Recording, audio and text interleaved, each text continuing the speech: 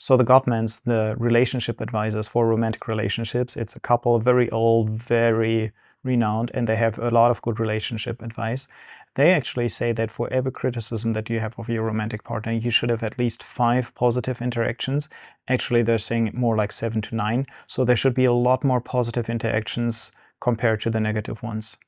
How does that compare to professional feedback when you're correcting an employee, for example, somebody on your team? Actually there, I think it's always good to take information from other fields and apply them to work. So if you use the Gottman formula, I think you're not doing anything wrong. But I would also like to share with you that John Wooden, who is like a very famous sports coach from the United States, extremely successful. Actually, people transcribe whatever he said to his players to analyze what he was saying, how he was doing it.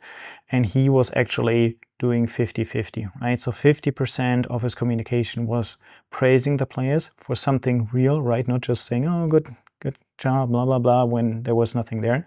So actually highlighting something positive. And the corrections, the negative feedback, were 50%, so 50-50. So maybe it's a good idea to think about this for your context, because the contexts differ. But you can see that in romantic relationship, it's supposed to be a lot more positive reinforcement in comparison to criticisms. In sports, it can be 50-50 and you can be very successful.